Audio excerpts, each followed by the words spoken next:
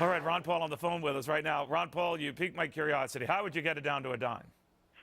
All you have to do is price the gasoline in the old silver money, the old dollar, before they gave up on a silver dollar. A silver dime, with its actual value is over $2 and maybe more depending on the day, what the price of silver is on that particular day. But, in real money, the gasoline prices are actually going down. And that was what I, used the other day with Bernanke.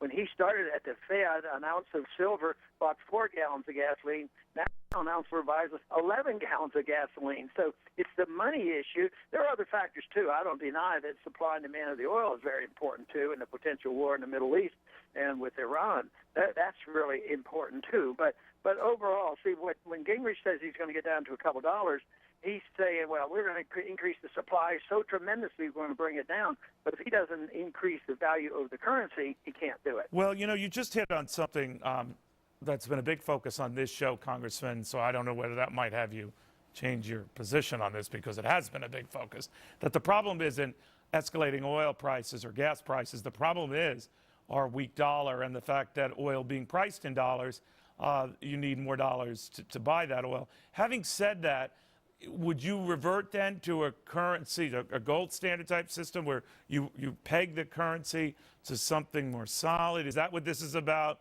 Yeah. Or what? Explain that. Yeah, no, that is what it should be. And, of course, I've argued that case for a long, long time. And I think that what we should do in this country, because they're not going to change over rather quickly, they're going to wait until it gets much worse, we ought to at least be able to use a parallel currency. Internationally, you can. But internationally, they're still using the dollar predominantly. The people are drifting from the dollar. They're not using the dollar as a reserve as much as they used to. So, and there's always these rumors that go around, well, Iraq wanted to use the euro, or they want to use gold, and China wants to use something else. And that's a big deal, because that would really play havoc with the dollar. If more and more people left the dollar as a reserve currency, our problems would be much worse. The gas of fuel and oil is going to go up much higher in terms of dollars.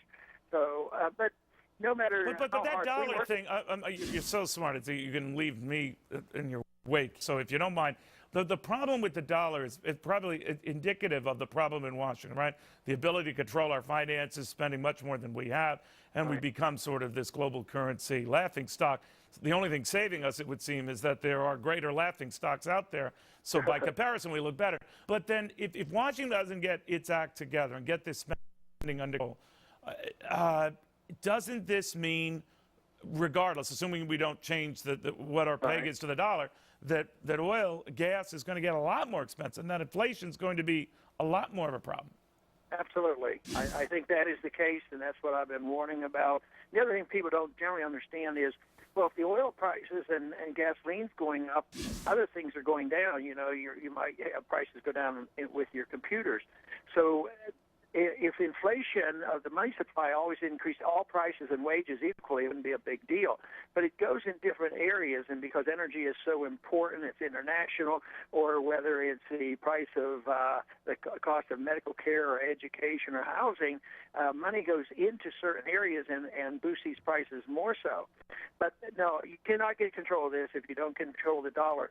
But my argument also is Bernanke, and the Federal Reserve Chairman has said this for the 30 years that I've been around and dealing with this. They always say, well, if Congress didn't spend so much money and have so much debt, we wouldn't have to have such a hard job, protecting the value of the dollar. But if the Fed wouldn't monetize the debt, the Congress couldn't spend the money. Well, there is that. There is that. Congressman, thank you very much. Always good having you. Thanks a lot. Ron Paul.